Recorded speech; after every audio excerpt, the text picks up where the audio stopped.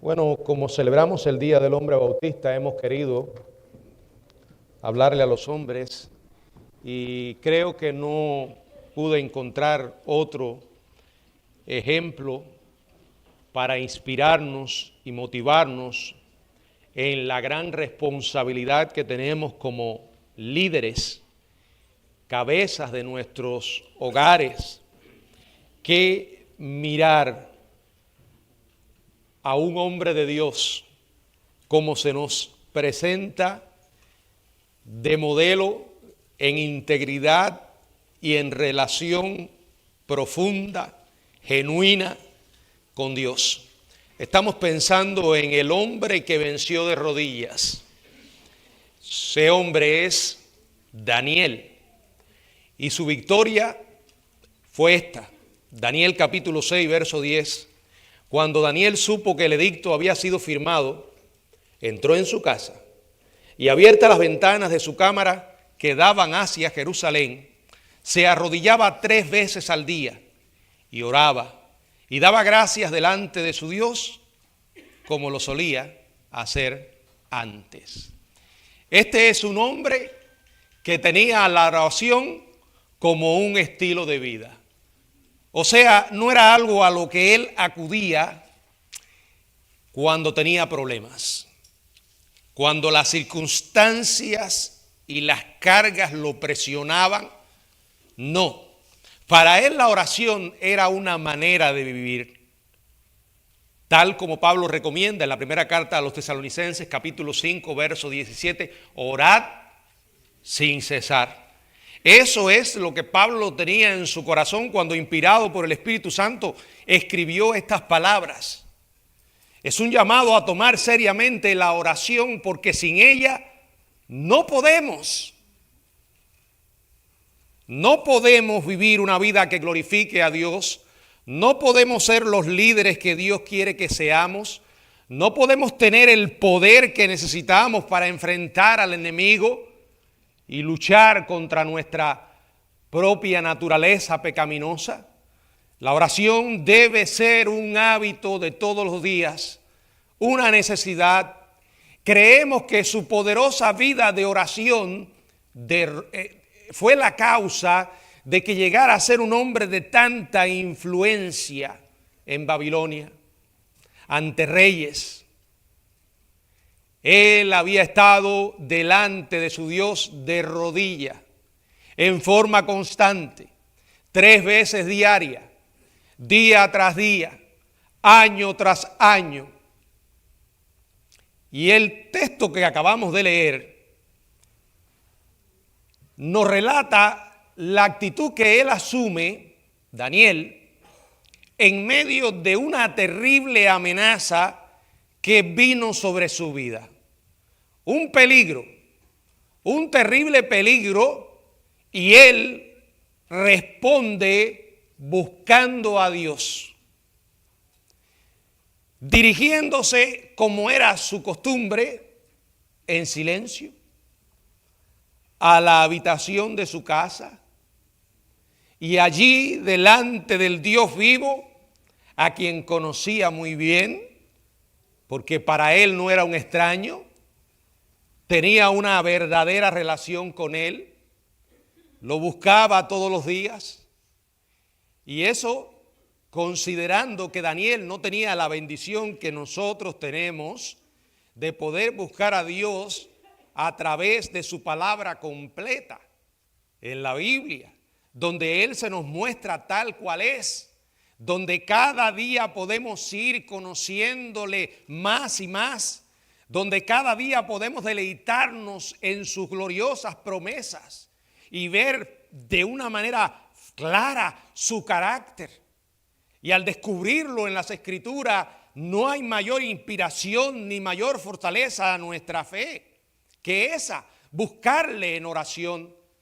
Aunque él no contaba con los medios de gracia que nosotros disponemos hoy, especialmente la palabra de nuestro Dios, este hombre tenía una relación sólida con Dios y a él iba porque lo conocía. Y delante de él derramaba sus temores, sus preocupaciones, su futuro, su vida. Te pregunto, ¿haces lo mismo? ¿Lo haces como creyente? ¿Lo hacemos como iglesia? Daniel indiscutiblemente era un hombre de oración y ganaba sus batallas no en la fuerza de la carne. No confiaba en sus magníficas ideas, ni en sus extraordinarios planes, ni en su sabiduría humana. Daniel ganaba sus batallas de rodillas. Daniel ganaba sus batallas en oración. Ahora, piense esto. Estamos hablando de un hombre que era uno de los más altos dignatarios del país, porque Dios lo había colocado en esa posición. Sin embargo, esto no era un estorbo para que él buscara a Dios regularmente. Esto no estorbaba su vida de oración. Así que escondernos detrás de esa frase tan repetida que ya es ridícula y engañosa, porque delante de Dios no hay excusa. No tengo tiempo. Estoy muy ocupado. Bueno, si no tienes tiempo para Dios y tienes tiempo para todo lo demás, tienes un gran problema. Y mientras más rápido te des cuenta y lo resuelvas, mejor te irá en la vida. Porque de lo contrario, créeme, más pronto que tarde vas a cosechar el amargo fruto de no haber establecido las prioridades correctas. En una palabra, nuestra relación con Dios. Nuestra relación buscándole a través de la Biblia y no para llenarnos la cabeza de conocimiento, no para exhibir cuánto sabemos, sino para conocer a nuestro Dios más y más. Y en la medida en que llegamos a conocerle, nuestra fe se fortalece y nos motiva a buscarle en oración todos los días.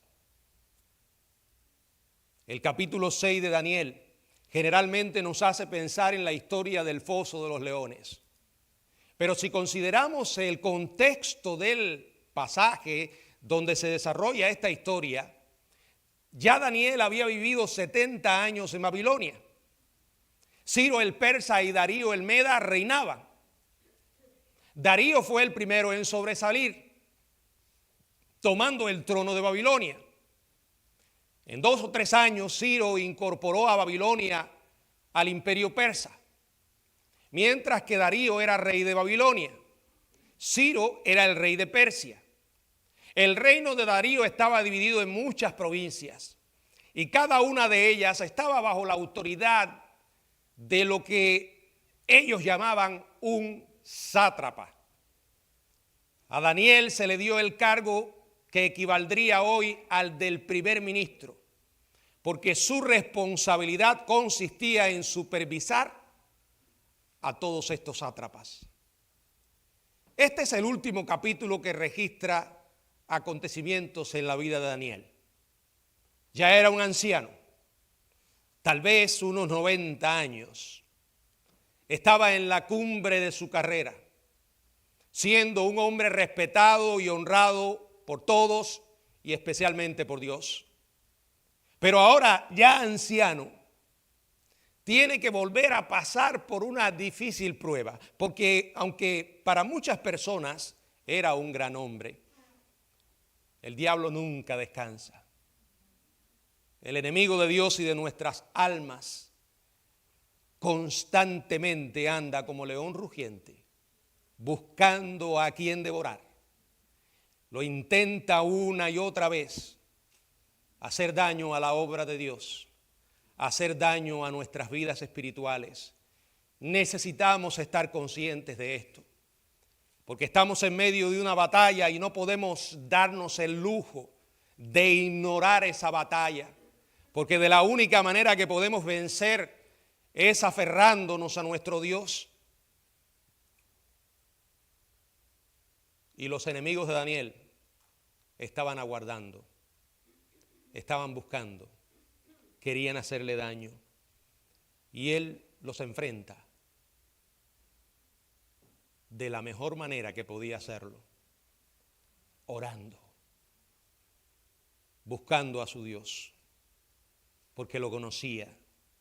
He llegado a la conclusión, y cada día me convenzo más, que si la iglesia de Jesucristo hoy no busca a Dios como debe buscarle, no se reúne para orar, no oramos unos con otros, no oramos unos por otros, no practicamos la oración personal, cerrada la puerta, ora a tu Padre que ve en secreto, y la oración corporativa, esa que se repite una y otra vez en el libro de los Hechos, hablando de la iglesia primitiva con estas palabras: y perseveraban en la comunión unos con otros, en el partimiento del pan y en las oraciones. Porque como hay hoy personas que dicen, yo para ser cristiano no necesito ir a la iglesia, demostrando que en realidad no son cristianos. Hay otros que dicen, yo para orar no necesito congregarme. Bueno, es una media verdad. Es cierto que para hablar con Dios yo no necesito estar en la congregación, pero la oración que enseña la Biblia no es solo la oración personal, sino también la oración corporativa, aquella que practicamos como cuerpo al orar unos por otros. Daniel tomó en serio la oración, y yo creo que la iglesia de Jesucristo debe tomar muy en serio la oración, porque el simple hecho de reflexionar en lo que es debe llevarnos a una actitud de profunda humildad, reconociendo nuestro descuido, nuestra negligencia, porque por alguna razón mala, equivocada, las reuniones de oración en las iglesias hoy son las menos concurridas. A la gente le encanta los programas, los conciertos, las comidas, las actividades especiales. No hay nada malo con eso en su debido orden, pero algo está mal en nosotros cuando la oración corporativa es totalmente descuidado en las iglesias. Y como dije, sobre todo si consideramos de qué se trata: una cita con el Dios vivo como su iglesia. ¿Cómo está nuestra vida de oración? ¿Nos deleitamos en la presencia de Dios? Daniel pudo vencer varias cosas: la envidia, las maquinaciones de sus enemigos, los hambrientos leones, y esto llevó a que el nombre de Dios fuera glorificado. Sin oración no habría podido ganar estas batallas. Lo mismo pasa con nosotros. Sin oración no podemos. Si no oramos, lo que vamos a hacer es que nos vamos a pasar nuestra vida arrastrándonos con la pesada carga de nuestros problemas, de la presión externa, de las batallas internas, porque no es con ejército ni con fuerza, sino con mi espíritu, dice la Biblia. Lo primero que venció fue la envidia. Los demás gobernantes y sátrapas llegaron a envidiar a Daniel. Él, en definitiva, era un judío. Y esto despertó la envidia de ellos al verle ascender de una manera tan extraordinaria. Se convirtió en un hombre muy, muy importante en Babilonia. Dice el verso 4, entonces los gobernadores y sátrapas buscaban ocasión para acusar a Daniel en lo relacionado al reino, mas no podían hallar ocasión alguna o falta porque era fiel. Y cuando la Biblia dice que alguien es fiel, es porque lo es. Era fiel, y aquí da más detalle, y ningún vicio ni falta fue hallado en él.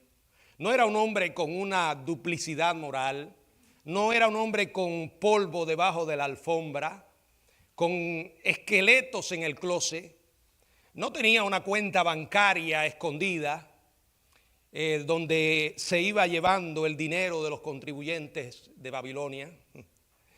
¿No les resulta eso familiar? Hoy cuando mucha gente en Estados Unidos está molesta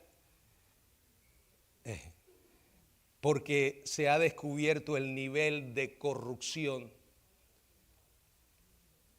de muchas personas en altas posiciones que se estaban robando el dinero que usted y yo damos con nuestros impuestos, robándoselo y usándolo en estupideces.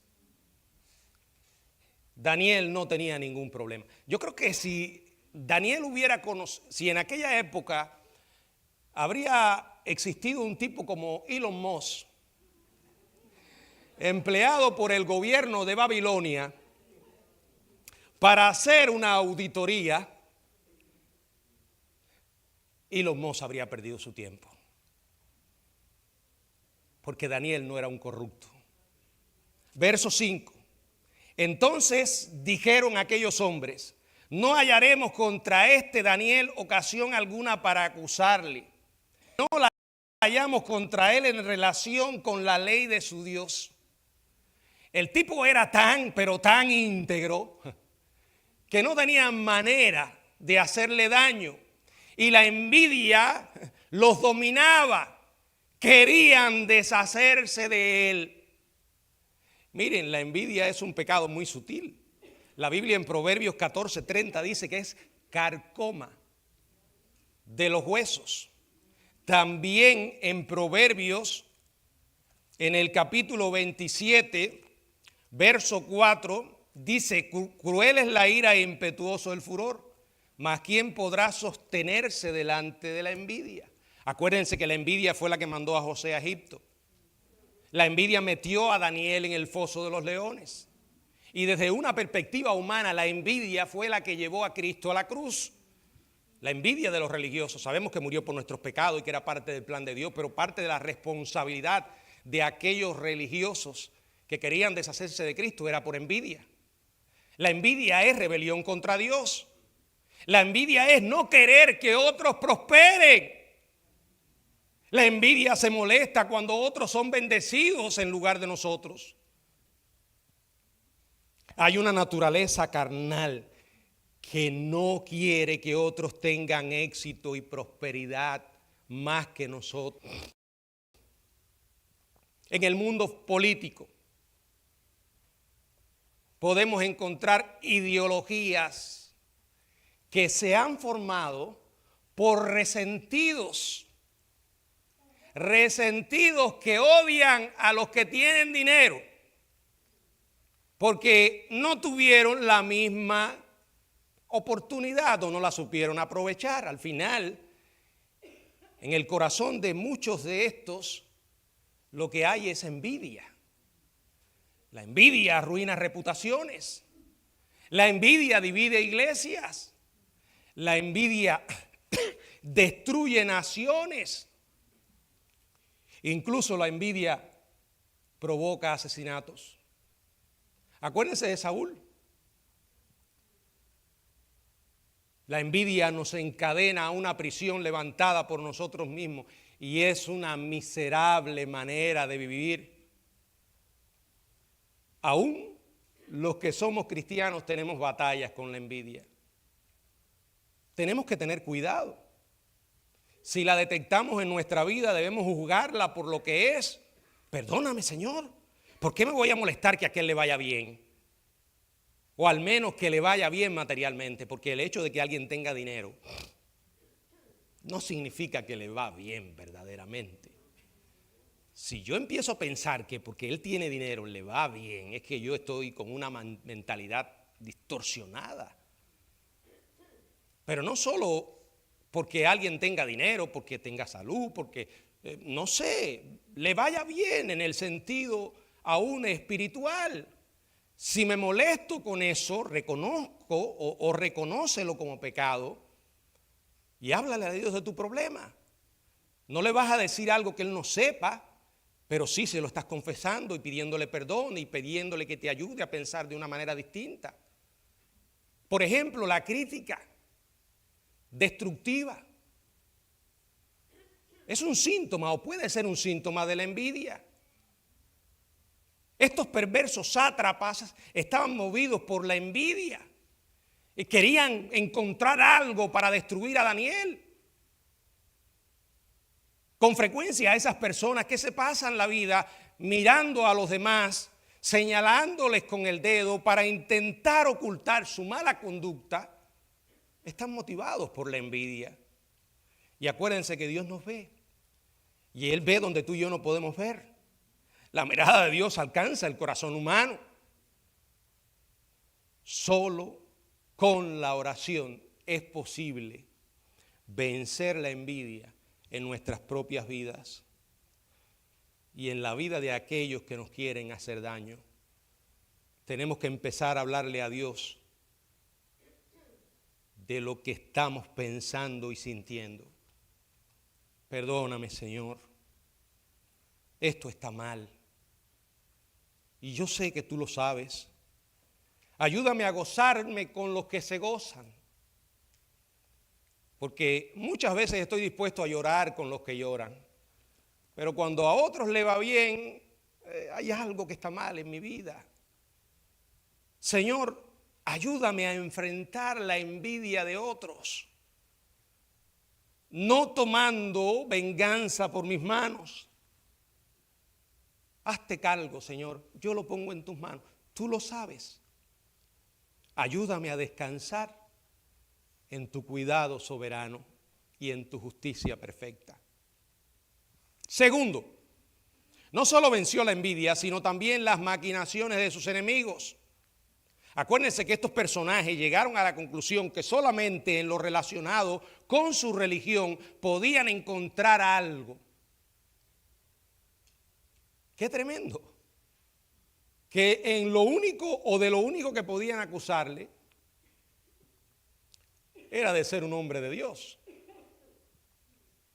Entonces idearon una trampa diabólica, perversa. Vienen al rey pidiendo una audiencia porque tenían un asunto urgente. Y tenemos que consultarlo y someterlo a usted, majestad.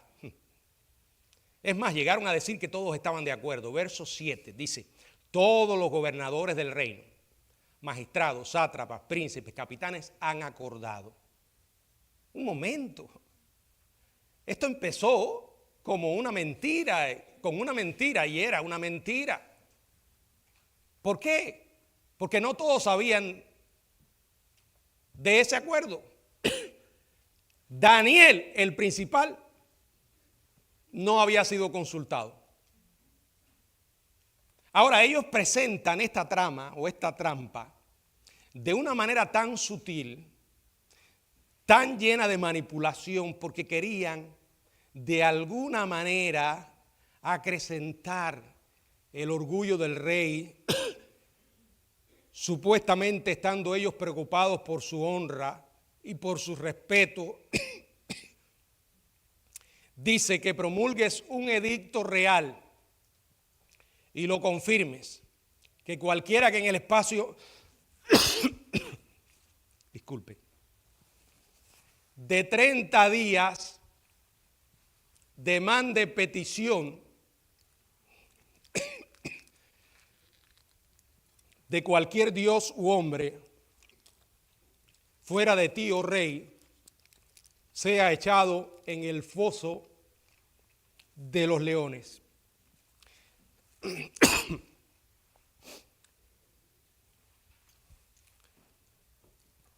Me decía el hermano Edward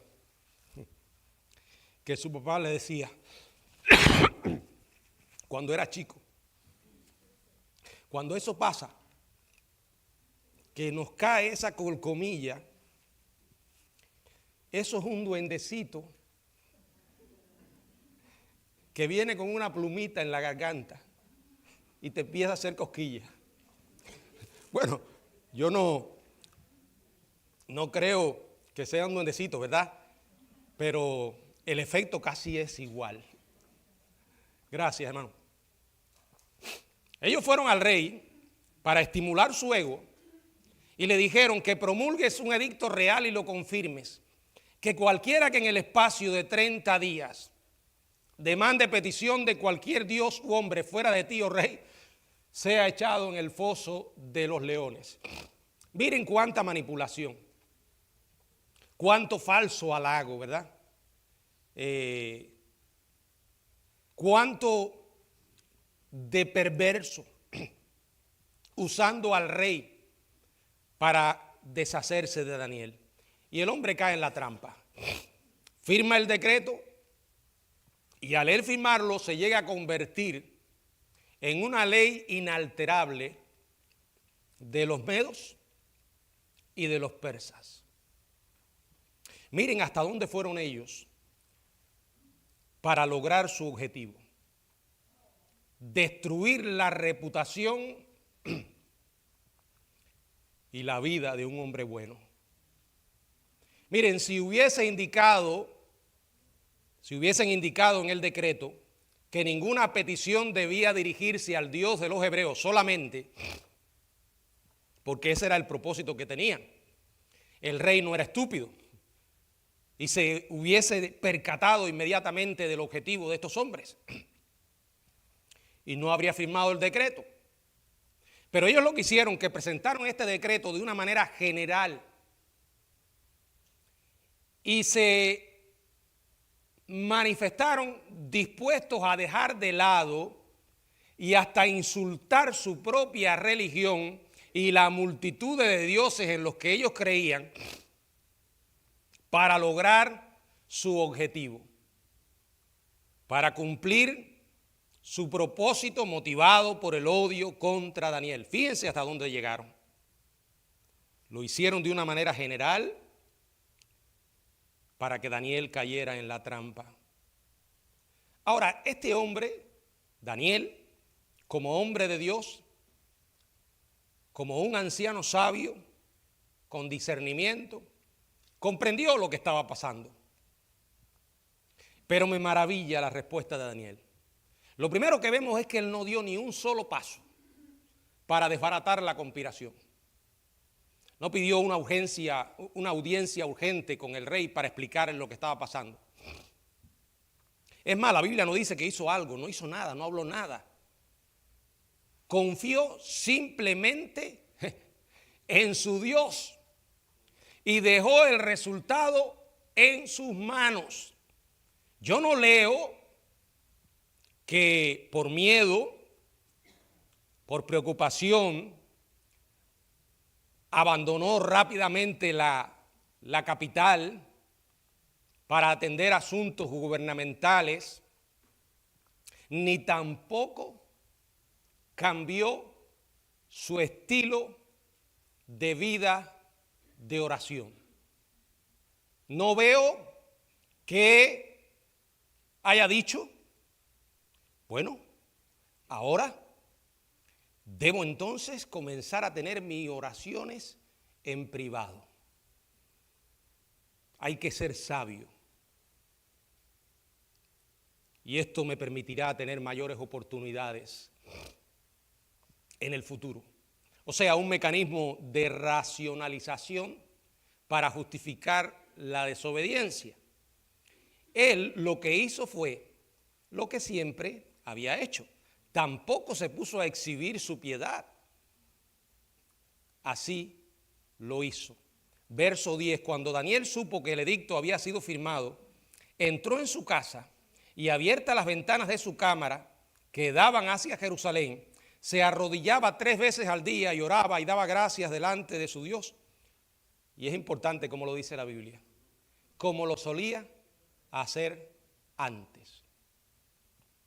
Daniel oró y no lo hace presa del pánico, lo hace como solía hacer antes. Acuérdense que los judíos fieles, la práctica de orar 3 veces al día. La Biblia nos dice en el Salmo 55, en el verso 17, es un salmo de David y él expresa: tarde y mañana y a mediodía oraré y clamaré. Daniel recurrió a su Dios. ¿Qué hacemos nosotros en medio de nuestros problemas?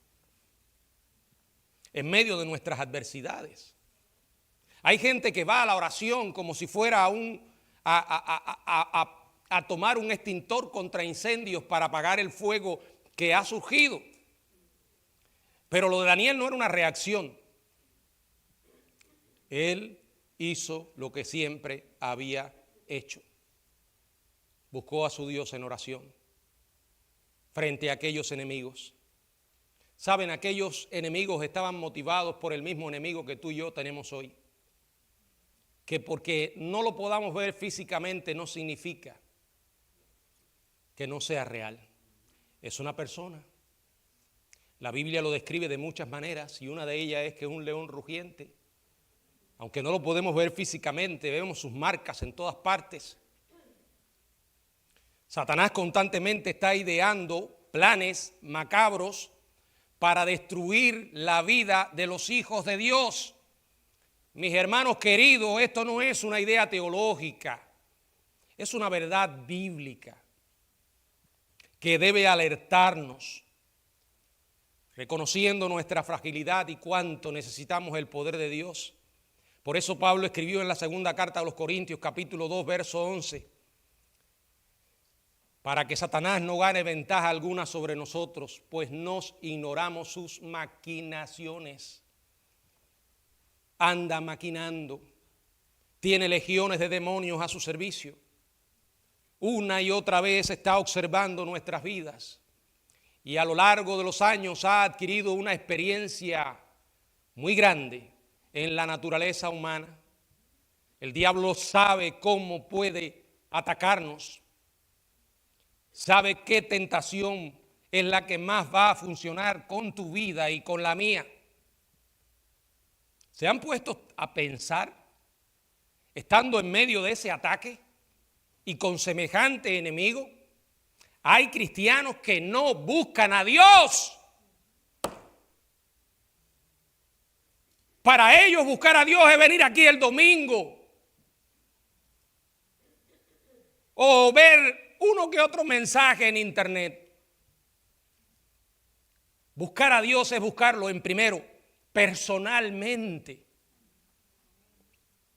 No por lo que nos da, no porque viene a sacarnos de problemas, sino por quién es Él. Porque lo necesitamos en nuestra vida, porque sin Él no podemos. Imagínense cómo vamos a salir adelante si no recurrimos a una fuente de poder mayor que el mismo diablo. Por eso la Biblia nos exhorta en Efesios capítulo 6, fortaleceos en el Señor. Si no buscas a Dios, en serio, un día tu vida se va a despedazar. Quizás ya está en una espiral descendente, donde los únicos testigos de ese descenso eres tú, Dios que te está mirando, el diablo que te está persiguiendo, o quizás alguno que otro miembro de tu familia. Pero te voy a decir algo, un día la explosión será inevitable y para vergüenza tuya todo el mundo será testigo de los escombros de esa explosión. Sin Dios no puedes. Yo no puedo. Ninguno de nosotros puede. Daniel no pudo. En tercer lugar, no solo venció la envidia, no solo venció a sus enemigos y sus maquinaciones, sino que venció a los hambrientos leones. Lo encontraron orando. Y por estar orando, terminó en el foso de los leones. Verso 11. Entonces se juntaron aquellos hombres y hallaron a Daniel orando y rogando en presencia de su Dios. Qué significativo texto. ¿Cuál fue el mal que estaba haciendo Daniel? Orando. Estaba orando. Estaba rogando en la presencia de su Dios. Ese fue el mal que encontraron y que dio como resultado el foso de los leones. Verso 16. Entonces el rey mandó y trajeron a Daniel y le echaron en el foso de los leones. Y el rey dijo a Daniel: el Dios tuyo, a quien tú continuamente sirves, Él te libre. ¿Qué les parece? En todo el reino de Persia no podía encontrarse una influencia más piadosa que la de Daniel. Y este fue al que echaron en el foso de los leones. Hermanos, la Biblia nos está hablando. Entendamos algo. No nos engañemos mirando al mundo físico y las cosas que en este mundo se producen. Entendamos que el mundo físico es consecuencia de una batalla en el mundo espiritual. Y que si usted y yo somos verdaderamente hijos de Dios, nacidos de nuevo, que vivimos nuestra fe en serio, nos vamos a convertir en blancos andantes del mismo diablo. No es una lucha contra fuerzas humanas, es una lucha contra el diablo. Daniel era una espina para el mismo diablo. Los leones son una figura de los secuaces de Satanás. Acuérdense, 1 de Pedro 5:8, que anda como león rugiente. Este valiente anciano fue echado en el foso y la puerta fue sellada con el anillo del rey. Pero él no estaba solo. Y la boca de aquellas fieras también fue sellada por una mano invisible. Daniel cumplió la sentencia, pero esta no le hizo daño. Es interesante lo que dice Apocalipsis 12:10. Nos recuerda que muy pronto también será sellada la boca del acusador de nuestros hermanos. Apocalipsis capítulo 12, verso 10 dice: entonces oí una gran voz en el cielo que decía: ahora ha venido la salvación, el poder y el reino de nuestro Dios y la autoridad de su Cristo, porque ha sido lanzado fuera el acusador de nuestros hermanos, el que los acusaba delante de nuestro Dios día y noche. Allí estaba Daniel, en el foso de los leones, pero protegido por un poder superior a cualquier otro poder en la tierra. Eso es lo que realmente pasa cuando usted y yo buscamos nuestra fortaleza en el Señor. La causa de Daniel quedó vindicada. Su inocencia resplandeció en medio de aquel oscuro foso. Los leones fueron vencidos. Es más, los acusadores de Daniel fueron descubiertos, traídos y arrojados al foso. Me gusta pensar que estos, como es una tendencia muy humana y muy común, comenzaron a tratar de adjudicarle a lo que había ocurrido, no al poder de Dios, no a un milagro. Empezaron a decir probablemente: eso es que los leones no tenían hambre. A lo mejor alguien cometió el error de darles comida sin saber que al día siguiente iban a tener un tremendo manjar. Una y otra vez intentando explicar lo inexplicable y sacar a Dios del escenario. Me imagino que tal vez el rey, oyéndolos, pudo haberles dicho algo como esto: bueno, si ese es el caso, de que no tienen hambre, tampoco a ustedes los van a atacar. Así que vamos a probar el asunto. Los vamos a echar a ustedes, porque si no tienen hambre, no les van a hacer nada. Pero aquellos leones sí tenían hambre. Habían estado viviendo en Cuba muchos años. Perdonen. Estaban hambrientos y no podían ser refrenados por por otra intervención que no fuera la divina. Cogieron y los lanzaron. Y dice la Biblia que fueron desgarrados antes de llegar al suelo. No los dejaron tocar el suelo. Así que Daniel quedó doblemente vindicado. Y aquí se cumplieron las palabras de Salomón en el libro de Proverbios, en el capítulo 11, verso 8. Yo cada vez que leo este proverbio me acuerdo de Daniel. El justo es librado de la tribulación, mas el impío entra en lugar suyo. El mal fue vencido. El diablo quiere destruir al pueblo de Dios como iglesia y como creyentes de manera individual. Muchos han querido aplastar a los cristianos y todavía lo intentan. Y muchos han terminado aplastados ellos. Otras veces he hablado del filósofo Voltaire, ¿se acuerdan? Este hombre llegó a decir en una ocasión que el cristianismo sería barrido en 100 años. Pero solo 50 años después que muriera, en el año 1779, la Sociedad Bíblica Alemana compró la casa de Voltaire y la emplearon como una imprenta, o sea, su imprenta que estaba en su casa, para producir grandes cantidades de Biblia.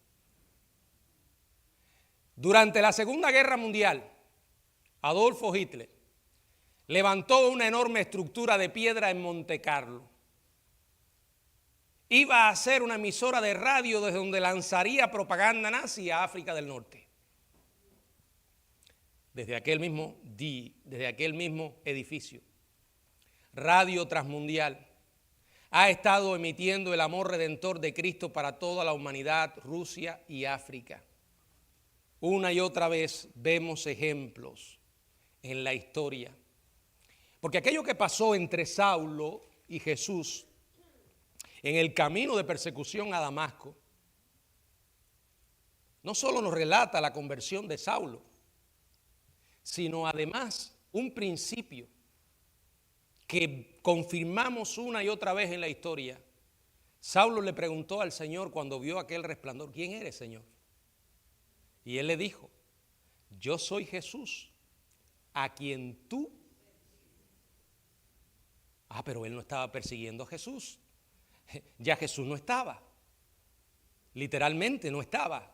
¿A quién estaba persiguiendo él? A sus seguidores. Pero Jesús le está diciendo: perseguir a mis seguidores, a mis discípulos, a mi iglesia, es perseguirme a mí. El diablo no va a poder contra la iglesia. Y lo último, el nombre de Dios fue glorificado. Al final, en el imperio se promulga otra proclamación, pero esta vez a favor del verdadero Dios, el Dios de Israel. O sea, Dios glorificó su nombre al permitir que Daniel fuera al foso de los leones y al preservar su vida en Daniel capítulo 6, versos 26 y 27. De parte mía es puesta esta ordenanza, que en todo el dominio de mi reino todos teman y tiemblen ante la presencia del Dios de Daniel, porque Él es el Dios viviente y permanece por todos los siglos, y su reino no será jamás destruido, y su dominio perdurará hasta el fin. Hermano, qué tremenda definición del Dios vivo y de su poder. Qué tremenda presentación de este rey pagano. Verso 27, Él salva y libra, y hace señales y maravillas en el cielo y en la tierra. Él ha librado a Daniel del poder de los leones. Darío proclamó el gran poder de Dios en todo el imperio. Miren lo que hizo un anciano de rodillas. Queremos que nuestro país sea sacudido por el poder de Dios. Queremos que la presencia de Dios se haga más real en este mundo tenebroso. Necesitamos orar. Miren, vamos a analizar esta historia. Para Daniel habría sido más fácil escapar del foso de los leones que caer en él. Solo necesitaba ¿qué? Cerrar las ventanas. Satanás es muy astuto. Él sabía, y Daniel también lo sabía, que las ventanas cerradas hubieran sido una tragedia peor que el foso de los leones. Aquel anciano había estado por años testificando en toda Babilonia y lo hacía sin alarde, sin pretensiones. Él adoraba al Dios de Israel. Esconder su luz durante un mes le habría salvado la vida temporalmente, pero habría sido peor que la muerte. Él estaba ante dos posibilidades: perder la vida o perder el poder de Dios en su vida. Fíjense qué inocente parecía la tentación. Cualquiera de nosotros en el lugar de Daniel lo que habría hecho es cerrar las ventanas sin más ni más. Ya lo dije, hay que ser sabio, hay que ser astuto como serpiente, sencillo como paloma. Quizás mañana tenga otras oportunidades. Es cierto que los príncipes querían que Daniel fuera al foso de los leones, pero saben, yo creo, estoy seguro de que el diablo lo que hubiese querido era que Daniel cerrara las ventanas por 30 días, aunque no muriera. Él sabía que con esto podía hacer más daño. Hay una historia que he compartido otras veces y quiero leérsela de nuevo, es sobre León Tolstoy. Este hombre, en uno de sus apuntes autobiográficos, nos cuenta la siguiente experiencia. Dice: hasta la edad de 18 años tenía por costumbre leer la Biblia todas las noches. Qué tremenda costumbre. Invariablemente, un pasaje de la Biblia y luego orar de rodillas. Pero sucedió que visitó París y se hospedó en la misma habitación que ocupaba un primo suyo. Su primo era un grosero, burlón, descreído. A la hora de acostarse, León, como siempre, leyó su Biblia y se arrodilló frente a su cama. Cuando aquel vio a su primo haciendo esto, lanzó una sonora carcajada y le dijo: ¡qué tonto eres! ¿Cómo es posible que un joven como tú en esta época se atreva a hacer esas ridiculeces? Lo mismo que el diablo le puede decir a través de un amigo o un conocido en la escuela: ¡ay, tú oras! Y tú vas a la iglesia todavía. Y tú eres virgen, no te has acostado con un hombre antes de casarte. El diablo sabe cómo lanzar sus dardos y le sobran representantes. León en ese momento se quedó callado, no le contestó nada. A la noche siguiente no leyó la Biblia. O sea, leyó la Biblia, pero no tuvo el valor de arrodillarse. Unos cuantos días después ya había abandonado por completo la lectura de la Biblia como la oración. Y en ese estado de abandono espiritual estuvo durante un tiempo de 19 años.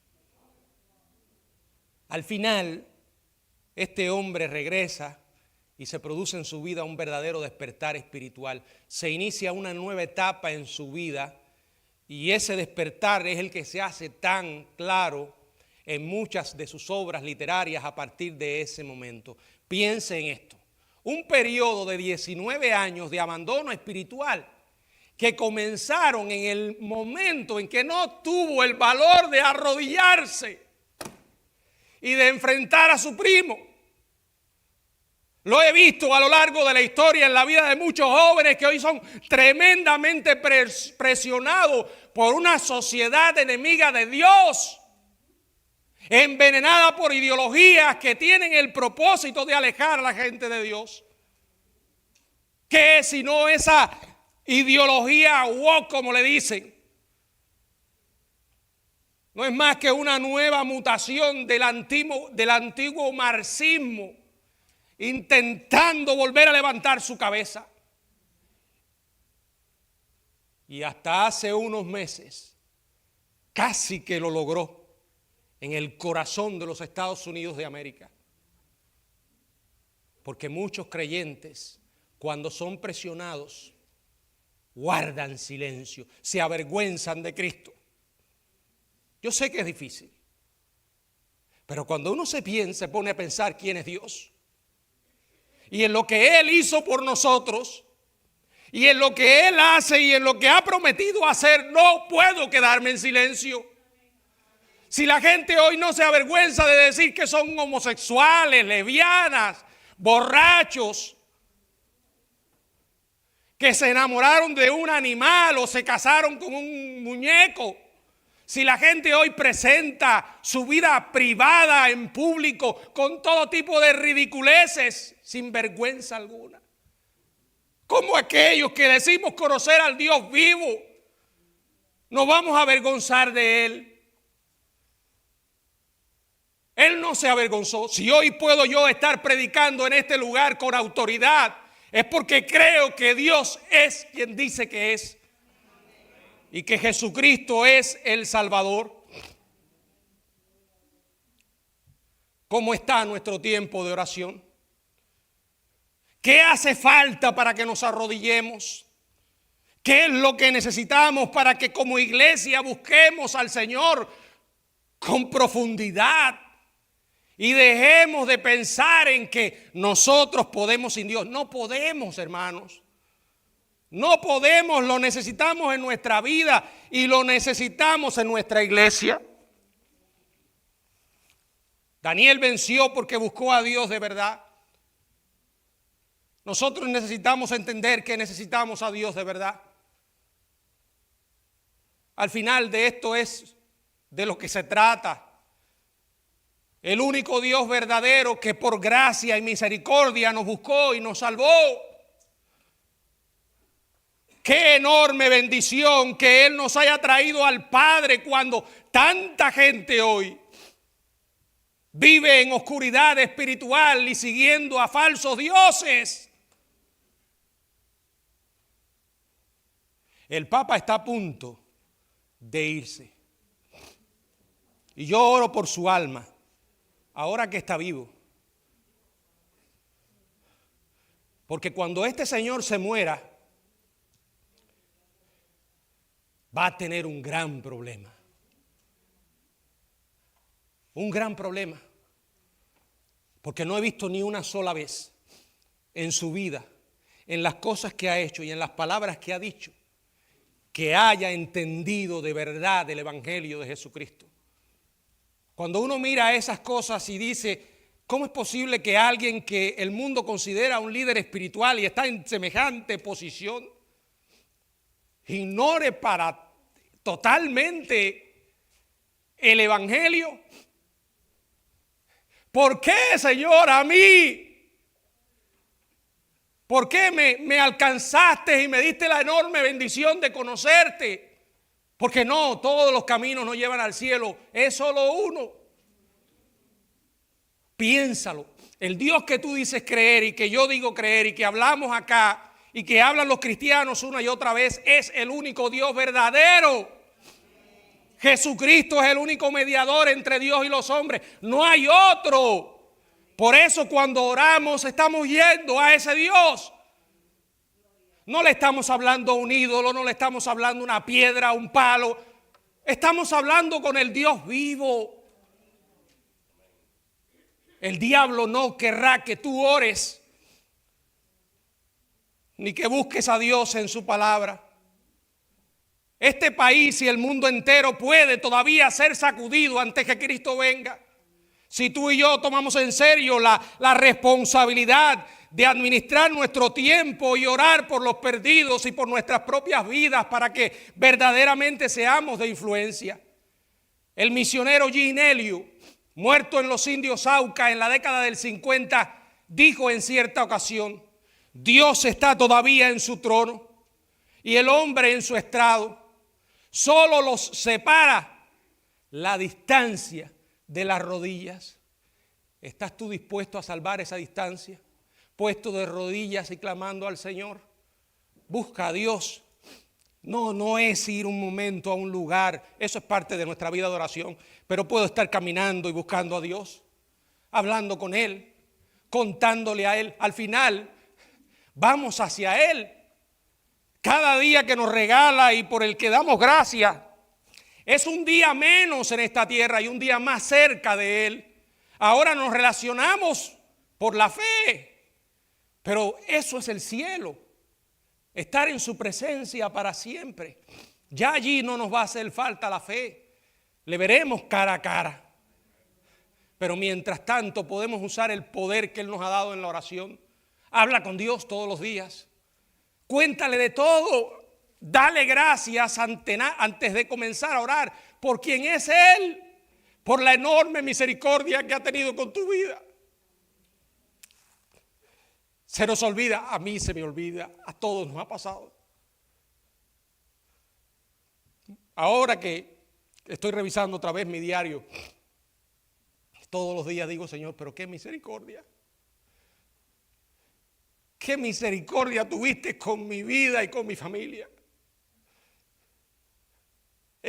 Perdóname porque quizás en ese momento no me di cuenta. Ahí estabas tú y no te vi. Ayer mi hijo Marcos y su esposa fueron a Miami. Cuando regresaban les dio por entrar por Stuart. Y empezaron a mandarnos fotos de Stuart y de por San Lucy, el lugar donde vivimos. Y ver esas fotos me puso nostálgico. Sobre todo al ver ahora quiénes son ellos, cómo han crecido, que ya tengo un nieto. Y mientras veía aquella foto decía: Señor, gracias. Gracias por tanta misericordia. No se nos puede olvidar que cómo llegamos aquí. Fue por Él, hermanos. Nuestro Dios es real. Y cada vez que nosotros oramos estamos yendo a ese Dios real. Y cada vez que nos distraemos de alguna manera y lo dejamos esperando, estamos dejando esperar a la persona más importante de este mundo, de este universo. Jamás lo olvidemos, porque esa es la clave para poder vencer de rodillas. Que el Señor nos bendiga.